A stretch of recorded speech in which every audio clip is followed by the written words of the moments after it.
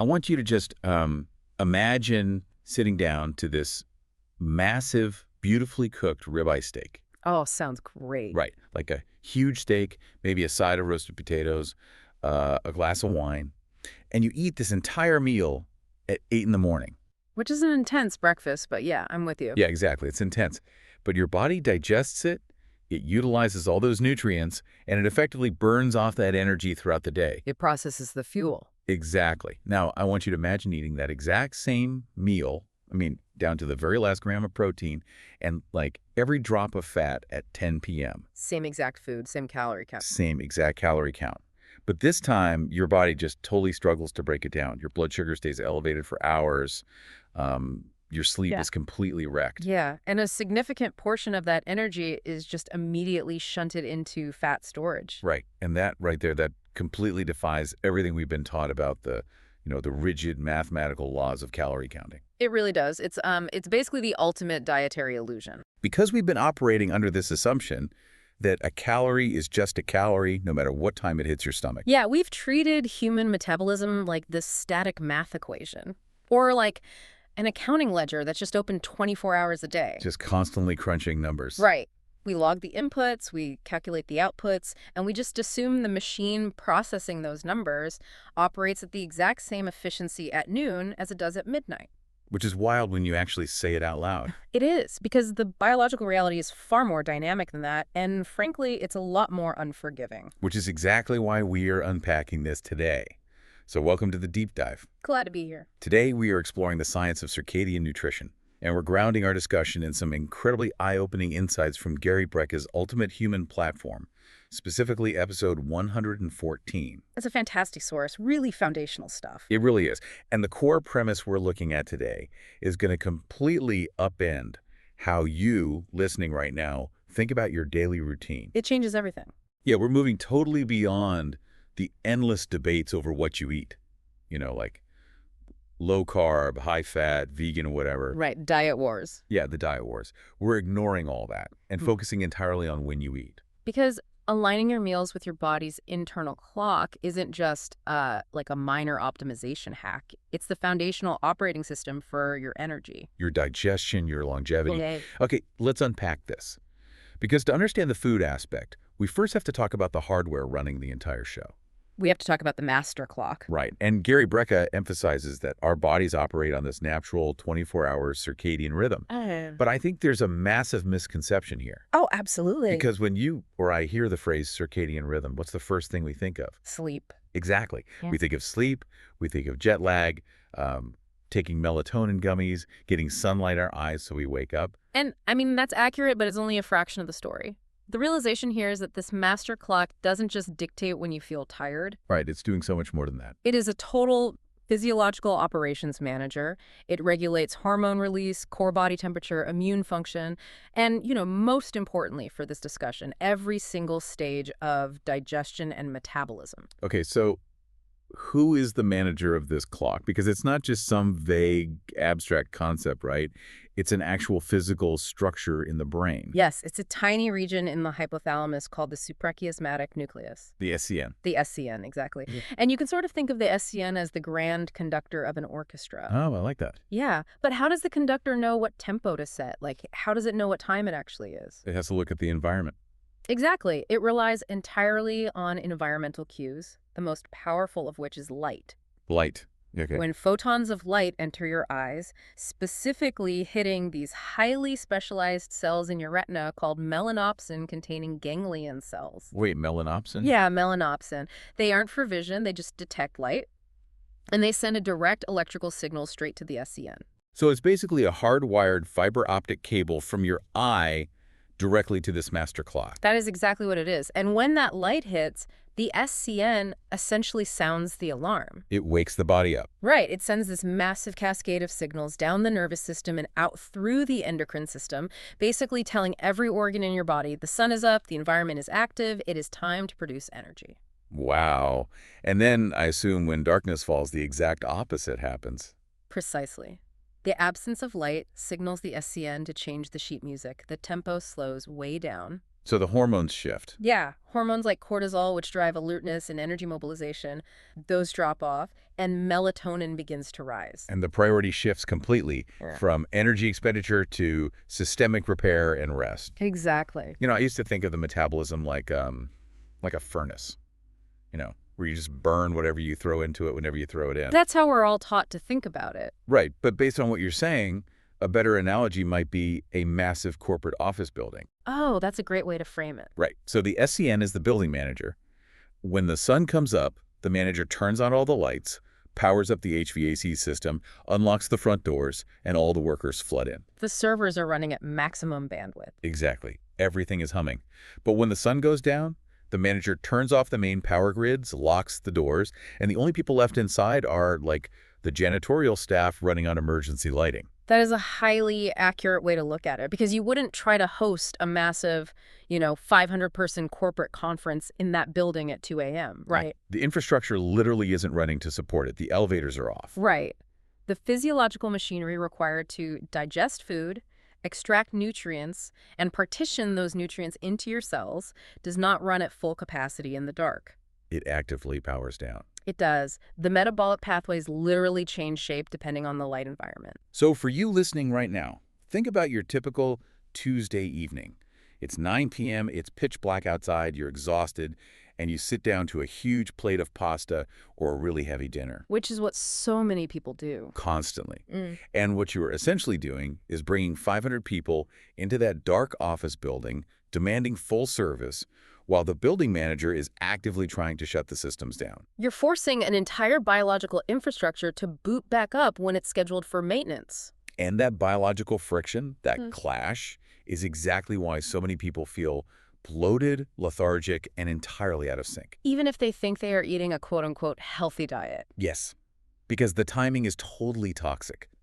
So if the building is fully operational during the day, what does that actually look like on a biological level? Well, Brecka talks about this concept of the daylight digestive engine. Right, the daylight engine. And he makes the very clear case that the morning and early afternoon are the absolute metabolic peak for humans. To understand the power of this daylight engine, we have to appreciate the sheer biochemical effort that goes into digestion, right? Oh, it's immense. We swallow our food and just assume the body takes care of the rest passively. Like it's a gravity chute or something. Just a meat tube. Yeah, exactly. But digestion is arguably one of the most energy-intensive processes your entire body performs. Because it has to manufacture the literal chemicals to break the food down. Exactly. You have to synthesize and secrete highly specific chemical compounds. We're talking about massive amounts of stomach acid, hydrochloric acid, just to break down proteins. Which takes energy to make. A lot of cellular energy. And then we're talking about pancreatic enzymes like amylase and lipase to break down carbohydrates and fats. We need bile from the liver. And the data shows that this biological factory is primed to manufacture these chemicals in absolute abundance during the first 10 hours of your waking day, Rhett. Yes. The acidic environment in your gut, the physical motility of your intestines, it is all perfectly optimized to break down raw materials when the sun is up. And it's not just the physical breakdown of the food in the stomach. Once those nutrients hit the bloodstream, we have to talk about insulin. We absolutely do. That's the real key here. Because Brecka heavily emphasizes that our bodies are naturally highly insulin sensitive in the morning. They are. And since we know you, the listener, probably already track your macros and you know the basics of blood sugar, let's really get into the weeds on why this circadian insulin sensitivity matters so much. It's the linchpin of this entire concept. Basically, insulin sensitivity refers to how aggressively and efficiently your cell receptors respond to the hormone insulin. Right. So when you eat a carbohydrate, it breaks down into glucose, and that enters your bloodstream. Exactly. And insulin is the hormone responsible for binding to the cell and opening the door, specifically activating these things called GLUT4 transporters. So the glucose can actually leave the blood and enter the muscle or liver cells to be used for energy. Right. So highly sensitive means the doors open really easily, the lock is well oiled. Okay, so in the morning, under the influence of daylight and cortisol, your cells are incredibly responsive. Yes. Your pancreas only has to secrete a very small, highly precise pulse of insulin to rapidly clear that glucose from your blood. Which means your blood sugar returns to baseline quickly. Exactly. You avoid that massive spike and the subsequent crash that leaves you, desperate for a nap at 2 p.m. Oh man, that afternoon slump. We all know that feeling. Yeah, it's usually blood sugar crashing. But as the day progresses and the sun begins to set, your circadian clock dictates a natural shift toward insulin resistance. Wait, naturally, your body actively wants to become resistant. Yes. The cells become less responsive, the doors get sticky, essentially. So if you eat that exact same carbohydrate-heavy meal late in the evening, your pancreas has to pump out significantly more insulin just to force those sticky doors open. Right. And high circulating insulin is essentially the body's primary signal to store fat. Wow, because insulin is an anabolic storage hormone. Exactly. When insulin levels are chronically elevated because you're eating late into the night when your cells are naturally resistant, your body is effectively trapped in a fat storage mode. It has nowhere else to put it. And furthermore, that glucose lingers in your bloodstream much longer, which causes systemic inflammation and glycation. Glycation? That's a scary word. What is that? It's a process where excess sugar literally binds to proteins in your body and damages them. It ages you from the inside out. That is wild. And this completely recontextualizes the old cliche that breakfast is the most important meal of the day. It really does. Because I always thought that was just a marketing slogan invented by cereal companies in the 1950s to sell more flakes. A lot of people think that. Right. But Brecka's dives into the science, validates this through a purely biological lens. It's not about eating a bowl of sugary cereal. It's the fact that early eating aligns directly with peak enzymatic production and peak insulin sensitivity. Exactly. There was a profound study highlighted in the research from Nature Communications and Current Biology that underscores this perfectly. What did they find? Researchers found that the body's baseline ability to oxidize, or basically to burn carbohydrates and fats, is at its absolute physiological maximum during the morning and early afternoon. So the engine's just revving higher. Yes, the very pathways in your mitochondria responsible for energy production are actively upregulated by those daytime circadian signals. Okay, hold on. I need to push back here. Go for it. Because I can hear the hardcore thermodynamics crowd screaming at their speakers right now. Oh, the calories in, calories out, folks. Yes, because if I eat 2,000 calories at 8 a.m. and my twin brother eats 2,000 calories of the exact same food at 10 p.m., right. The first law of thermodynamics says energy cannot be created or destroyed. It's the exact same amount of energy entering a closed system. Yeah. So how can the timing alone dictate whether that energy is burned or stored as fat? Doesn't 2,000 calories just equal 2,000 calories? It's a brilliant question, and it's where the calories in, calories out model becomes dangerously oversimplified. Okay, explain that. Yes, the raw thermodynamic energy is the same. But the human body is not a closed bomb calorimeter just burning food into ash in a vacuum. Right. We're not a machine in a lab. No, we are a complex, hormonally driven system. The difference lies in nutrient partitioning and energy expenditure. Partitioning, meaning where the body decides to send the energy once it's inside. Exactly. When you eat at 8 a.m., your insulin is sensitive, your cortisol is peaking, and your sympathetic nervous system is highly engaged. So your body partitions that energy toward immediate use. Yes. Muscle glycogen replenishment, brain function, physical movement. Furthermore, eating early actually increases something called NEAT. N-E-A-T. Yes, non-exercise activity thermogenesis. Basically all the calories you burn when you aren't formally working out. Exactly. You unconsciously move more, you fidget more, you maintain a higher core body temperature simply because your body senses an abundance of fuel during its active phase. So the 8 a.m. eater is actually burning more background calories throughout the entire day because their biological system is revved up. Yes, they are expanding the calories outside of the equation without even trying. Now take your twin brother eating at 10 p.m. Okay, so he's eating the same 2,000 calories. Right, but his melatonin is rising, his core body temperature is actively trying to drop for sleep, and his cells are insulin resistant. So his body cannot partition that energy toward immediate use? No, because he's about to lie completely still in bed for 8 hours. His NEAT plummets, his basal metabolic rate is dropping. So what does a highly efficient biological organism do with 2,000 calories of excess energy it can't immediately use? What do you think? It packs it away in the freezer? It stores it as adipose tissue, as fat? Precisely. The input is the same, but the output, the energy expenditure side of the thermodynamic equation, drastically shifts based entirely on the circadian clock. That is absolute mind-blowing. The exact same meal can be metabolized as dynamic fuel or stubborn body fat simply based on the rotation of the Earth. It's all about timing. Which naturally leads us to the tactical strategy here. Because knowing the morning metabolism is a powerhouse is one thing, Right. but practically structuring our totally chaotic modern lives to take advantage of it is another thing entirely. So Brecka introduces this concept of front-loading your calories. Yes, front-loading is the behavioral application of all this circadian science. And what does it actually look like? The specific recommendation is to consume 60 to 70% of your total daily calories by mid-afternoon. 60 to 70%. Yes. In practice, this means your breakfast and your lunch should be the primary, most nutrient-dense, and highest volume meals of your entire day. And we should definitely clarify, we're not talking about front-loading 60% of your calories with donuts and iced lattes. No, definitely love it. We are talking about a highly balanced matrix of complex carbohydrates, high-quality protein, and healthy fats. But the sheer volume of that intake is aggressively shifted to the front half of your waking hours. Right. And the clinical data supporting this behavior is incredibly robust. There's research published in the American Journal of Clinical Nutrition that conducted this beautifully designed trial. What did they do? They took two groups of people and fed them the exact same isocaloric diets. Meaning the calories and macros were perfectly matched. Perfectly matched. The only difference was the timing. Group A ate the majority of their calories early in the day. Group B ate their largest meal late in the evening. Which is the classic modern eating pattern, right? Right. The rushed coffee for breakfast, the sad little desk salad for lunch, and then a massive feast at 8 p.m. Exactly. The standard Western routine.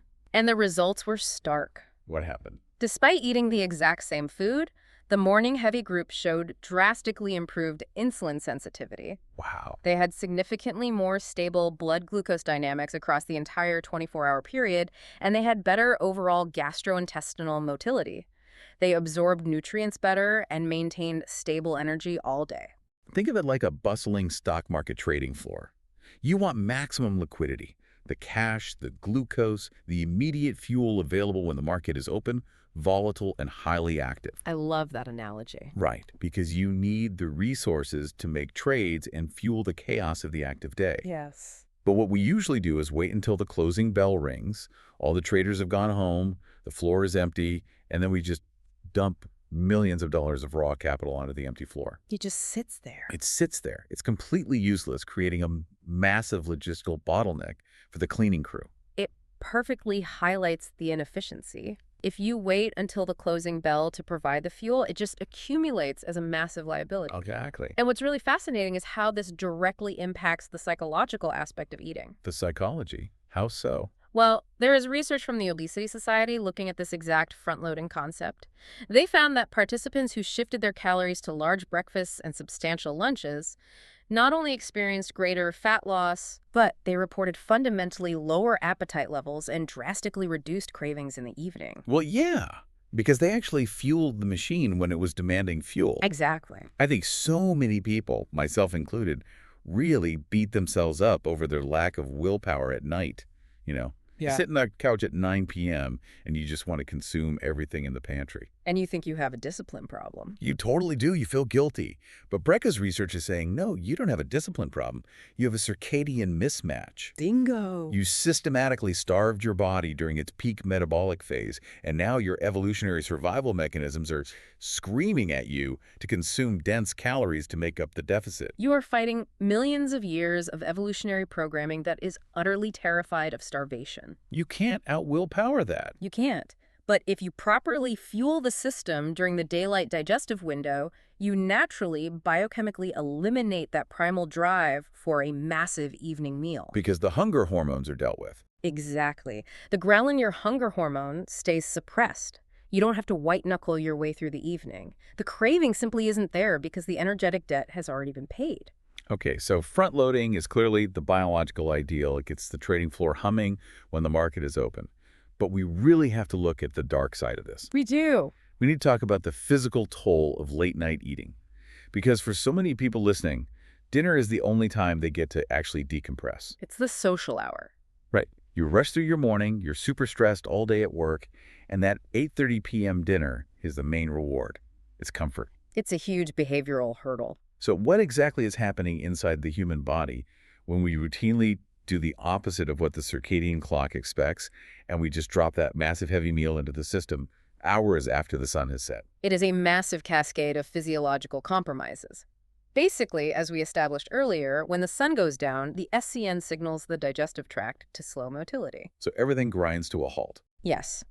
Peristalsis, which are the muscular contractions that literally move food through your intestines, becomes incredibly sluggish. Stomach acid production plummets. So the food is literally just sitting there, physically stagnating in the warm environment of the stomach and upper GI tract for much longer than it should. Yes, it just sits there. And that stagnation is what leads directly to the modern epidemic of acid reflux, bloating, and indigestion. Wow. But the consequences go way beyond just physical discomfort. A really striking study noted in the literature showed that individuals who regularly consumed a large percentage of their calories at night had a 20% higher likelihood of weight gain and obesity compared to daylight eaters. 20%. And again, that was independent of what they were actually eating. A 20% penalty just for the timing of the meal. Yeah. That is staggering. It is. But I want to zero in on something Brecka touched on that I found absolutely fascinating, and that is the gut microbiome. Oh, this is such a critical piece. Because we hear about gut health constantly, right? Probiotics, prebiotics, fermented foods, eat your kimchi. Right, it's everywhere. But this research introduces the fact that our actual gut bacteria have their own circadian rhythms. They absolutely do. It's one of the most cutting-edge areas of nutritional science right now. That is wild. Yeah, the trillions of microbes living in your large intestine are not just passive passengers hanging out in the dark. They are highly attuned to your host's circadian rhythms. So they know what time it is based on us. Exactly. They sense changes in your core body temperature, they sense your melatonin levels fluctuating, and they literally change their abundance, their physical location in the mucosal lining, and their metabolic activity based entirely on the time of day. Wait, hold on. So the bacteria actually physically move around and change their behavior when it gets dark. Yes. It's amazing. Different strains of bacteria thrive at different times. Some strains that are highly efficient at extracting energy from food are dominant during the day when you're supposed to be eating. At night, those bacteria migrate back toward the lining, and completely different strains, which are often responsible for maintaining the structural integrity of the gut barrier, take over the shift. It is a highly choreographed ecosystem. It's basically a shift change at a factory. So what happens when I dump a massive plate of pad thai into that ecosystem at 10 p.m.? You essentially trigger an ecological disaster in your gut. Good grief. Yeah, you are forcing the daytime bacteria to wake back up and process food during their biological rest phase. This leads to profound dysbiosis. The bacteria become extremely stressed, and they can produce excess gases and inflammatory byproducts. And doesn't that directly relate to leaky gut? Yes, specifically endotoxemia. Endotoxemia, what is that? When you feed the gut late at night, the bacteria that are supposed to be repairing the mucosal barrier are interrupted. They can't do their maintenance jobs. So the barrier weakens. And stuff gets through. Right. Endotoxins, which are basically inflammatory components of bacterial cell walls, can physically leak through the compromised gut lining and enter your bloodstream. Oh, wow. And this triggers a low-grade systemic immune response all over your body. So eating late doesn't just make you fat, it literally causes systemic inflammation from the inside out. This connects so many dots. I'm thinking about the listener right now who wakes up feeling stiff, achy, inflamed, and just completely brain fogged, even if they theoretically slept for 8 hours. Yes, the classic waking up exhausted feeling. Right. And they assume it's because they are getting older or they need a new expensive mattress. But it might literally be endotoxemia caused by the fact that their gut microbiome was up all night fighting a literal war against a late-night dinner. Exactly. And that leads perfectly into the long-term metabolic consequences of this habit. Which are pretty severe from what I understand. They are. Research published in current nutrition reports clearly demonstrates that people who consistently eat late into the night face significantly more difficulty managing baseline blood sugar levels. So their morning fasting glucose is just chronically higher. Right. And over months and years, the circadian mismatch forces the pancreas to constantly overproduce insulin against resistant cells, which steadily drives the pathology of full-blown insulin resistance. Which, as we know, is the precursor to almost every modern chronic disease. Precisely. A major study in the Journal of Clinical Endocrinology and Metabolism unequivocally demonstrated that failing to align your meal times with the daylight cycle significantly increases the risk of metabolic syndrome and type 2 diabetes. It's not just about weight, it's about deep disease pathology. Exactly. Okay, there's one more acute symptom of late-night eating that I know everyone listening has experienced, and that is ruined sleep. Oh, definitely. We briefly mentioned that digestion requires energy, but it also generates heat, right? Yes, it's called the thermic effect of food. The thermic effect. Right. When you break down nutrients, especially dense proteins, your body generates a really significant amount of metabolic heat in the core. And human sleep architecture absolutely demands a drop in core body temperature to initiate and maintain the deepest phases of sleep. It is absolutely critical to enter slow-wave deep sleep, which is, by the way, where the brain clears out amyloid plaques and the body releases human growth hormone. Your core temperature must drop by about 2 to 3 degrees Fahrenheit. 2 to 3 degrees, that's a big shift. It is. So if your GI tract is firing on all cylinders at midnight, generating that intense thermic effect of food, your core temperature stays artificially elevated. So you literally can't cool down. You are physically keeping your body too warm and too metabolically active to enter deep sleep. You might be completely unconscious, but you are not getting restorative sleep. It's like trying to cool down the server room while all the servers are running at 100% CPU capacity. It just won't work. The AC can't keep up. Okay, so the why is undeniable at this point. The daylight engine is a real, measurable phenomenon, and the nighttime shutdown is biologically non-negotiable. Right. So how do we actually build the scaffolding around our daily lives to respect this? Because we live in the real world. Brecka outlines these specific parameters for time-restricted eating, or TRE. Yes, time-restricted eating is the practical framework we use to implement this. Okay, break that down for us. It is simply the behavioral practice of confining all of your caloric intake to a specific defined window of time, perfectly synced with those daylight hours we've been discussing. So you're just creating boundaries. Exactly. It's creating a hard boundary between the fed state and the fasted state. And the target window Brecka recommends is generally an 8 to 10 hour eating window, right? Yes. So, for example, taking your first bite of food at 9 a.m. and taking your absolute last bite of food by 7 p.m. That would be a 10-hour window, yes. Though he is very clear that for someone just starting out, aiming for a 10 to 12-hour window is the necessary first step just to let the body adapt. You don't want to shock the system. Right. But the absolute non-negotiable golden rule, the hill this entire concept basically dies on, is the cutoff time.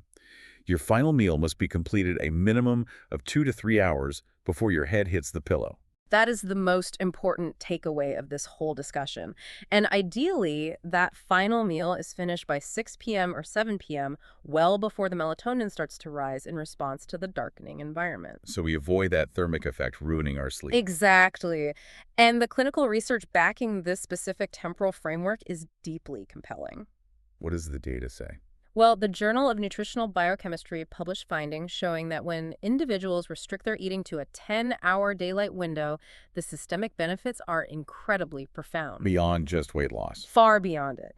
They observed vastly improved glucose metabolism, enhanced lipid oxidation, meaning the body was way better at burning its own fat stores for fuel overnight, and a marked reduction in systemic inflammatory markers. But, the phrase that really caught my attention in that Journal of Nutritional Biochemistry data, and Brecka hits on this heavily too, is cellular repair. By implementing this 2 to 3 hour buffer before bed, we supposedly allow the body to enter a state of deep cellular repair.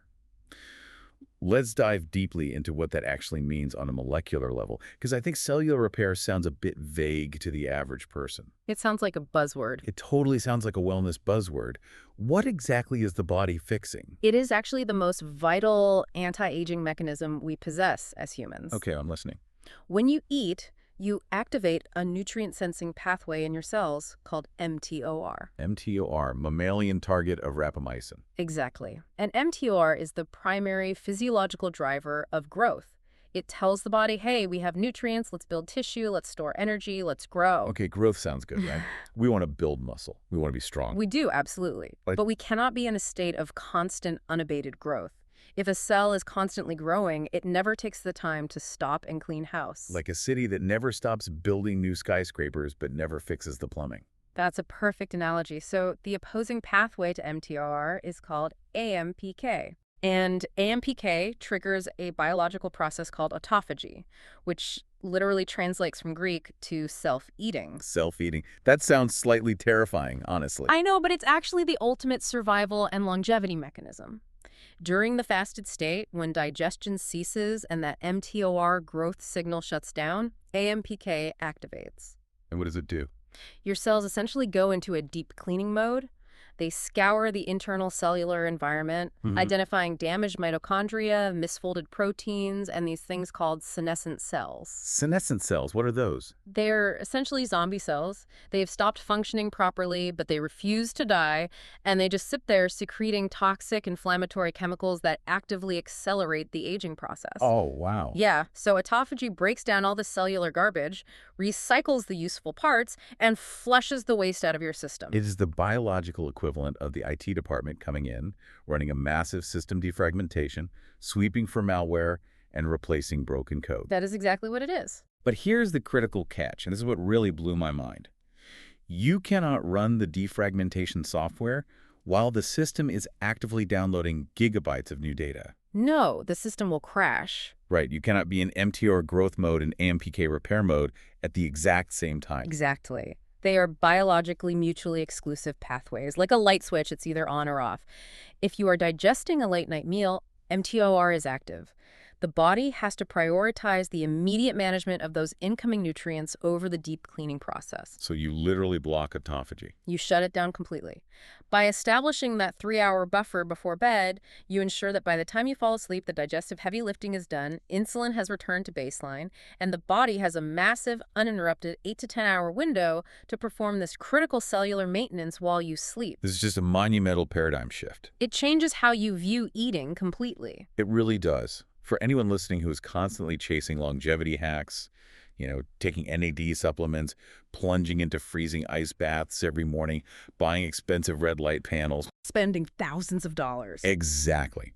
The science here is saying that the absolute most potent longevity drug on the planet is simply closing your kitchen at 6:30 p.m. It is the foundation. Without that daily period of deep repair, the cellular damage simply accumulates. Day after day, year after year. Okay, I have a very practical question for the listener right now. Sure. Because implementing an 8-hour window sounds incredibly daunting if you're someone who's used to just grazing from 7 a.m. until midnight. Can sound very restrictive. Do they have to wake up tomorrow and just force themselves into an 8-hour box, risking massive hunger and irritability? Absolutely not. And honestly, forcing it usually leads to a massive rebound effect where people give up entirely and just binge on day 3. Right, the classic diet fails. So how do we do it? The approach should be highly incremental.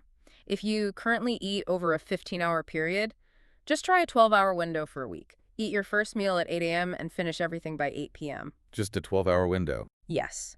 Let your circadian rhythms and your gut microbiome slowly adjust to having some boundaries. Then, gently roll that evening time back.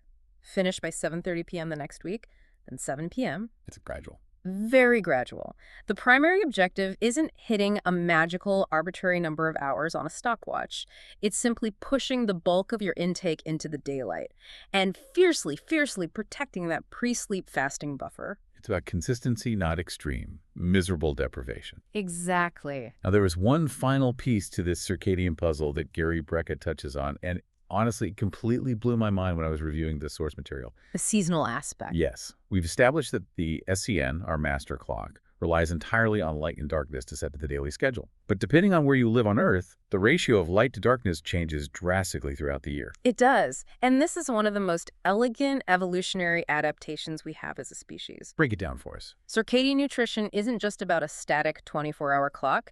It extends into what we call circannual rhythms, syncing with the seasons. Because humans didn't evolve under, artificial LED lighting with 24/7 access to imported tropical fruits in the middle of a blizzard in January. Exactly. For the vast majority of human history, our metabolism was entirely dictated by the seasonal availability of light and food. Which fluctuated wildly. Completely. And the text points to research in the International Journal of Molecular Sciences that explores how these seasonal shifts in daylight directly alter our gene expression, our immune system baseline, and our metabolic flexibility. Let's really look at that practically. In the dead of winter, the sun might set at, what, 4:30 p.m. in some places? Yeah. What is the biological expectation there? So in the winter, the abbreviated daylight signals the brain that food scarcity is historically imminent. Because winter means no crops. Right. So your metabolism naturally downregulates slightly to conserve energy. Because the darkness falls so early, melatonin production begins much earlier in the day. And therefore, your state of insulin resistance begins much earlier in the evening. Precisely.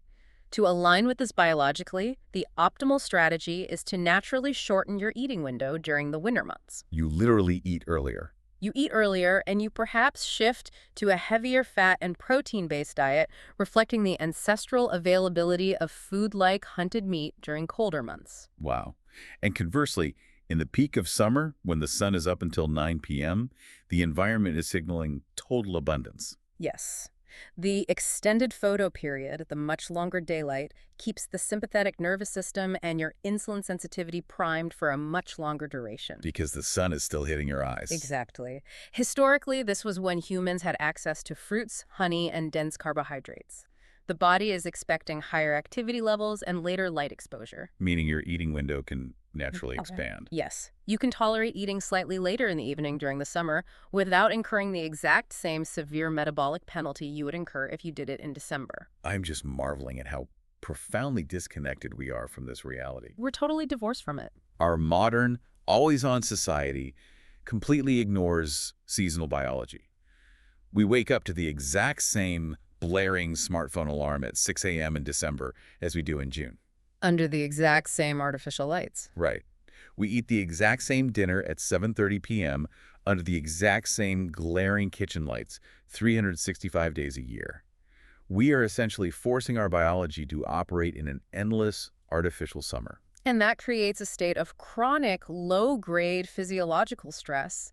We just expect our bodies to operate like machines that are completely impervious to the natural world. But they aren't. No, they aren't. And failing to adjust to these seasonal light cycles is a major driver of things like seasonal affective disorder and what some researchers call metabolic winter. Metabolic winter. Yeah, it's where the body is desperately trying to hibernate and conserve fat because of the light cues, but we keep pounding it with late-night food and blue light from our screens. It's just massive biological confusion. Yeah.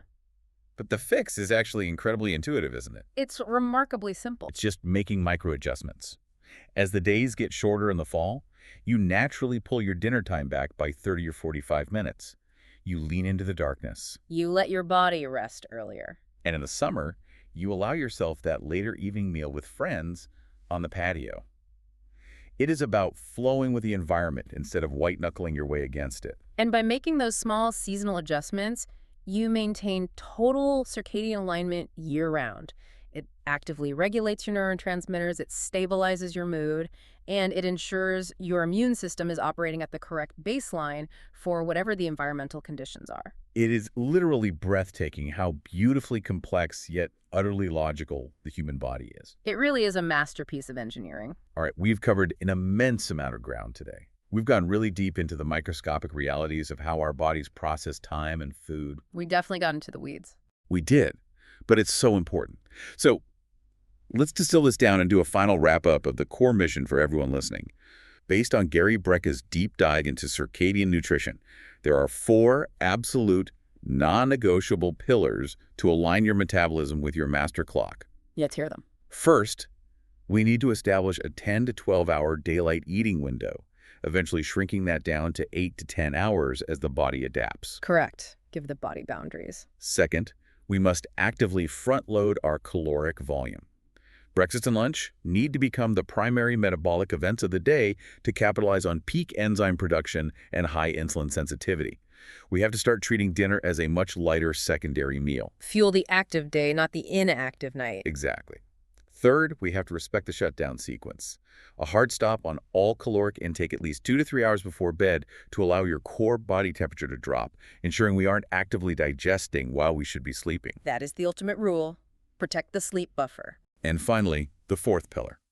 We need to maintain seasonal flexibility, shortening the window and eating earlier in the dark winter months while allowing slight expansion during the bright summer months. It is a totally comprehensive framework, but honestly, when you strip away the complexity of all the biology we talked about, the mTOR and the SCN, the daily execution is incredibly accessible. It really is. It doesn't require expensive supplements or weird gadgets. Or obsessively tracking every single gram of food you put in your mouth. It simply requires behavioral awareness. Look at the sun. Exactly. And for you, listening to this, the science makes one thing abundantly clear. Adopting these temporal boundaries is arguably the most powerful lever you can pull to elevate your baseline energy, eradicate that terrible afternoon fatigue, and foster profound long-term vitality. You are no longer fighting the current. Right. You are finally swimming with the natural metabolic tide. You have the complete power to flip the switch on how your cells interpret the very food you eat, just by changing the time you eat it. I want to leave you with one final thought, kind of building on that concept of deep cellular repair and the autophagy we discussed earlier. Let's hear it. We know that stopping digestion early grants our biology the freedom to perform vital overnight maintenance. Well, if human aging, neurodegeneration, and the onset of chronic disease are fundamentally driven by the slow, relentless accumulation of damaged cells and misfolded proteins over decades. Which the science says it is. Right. We have to ask ourselves a really difficult question. Is our modern epidemic of chronic health issues solely the result of the ultra-processed, hyper-palatable foods we consume? I mean, that's what we usually blame it on. We do. But is it equally driven by the simple, devastating fact that we never actually clock out? Oh, wow. By constantly feeding the machine late into the night, 365 days a year, are we accidentally denying our bodies their only daily hardwired opportunity to actually heal? Are we, in the most literal biological sense, accelerating our own aging, sacrificing years of our health span just for the fleeting comfort of a late-night snack? That is heavy. It brings us all the way back to that accounting ledger we talked about at the very beginning of the show. It does. We've been so utterly obsessed with perfectly balancing the columns of what goes into the body and what comes out. Counting the calories. Staring at the numbers. Right. But true, vibrant health isn't just about the math of the transaction. It is about finally honoring the fact that the ledger firmly and unforgivingly closes at sunset.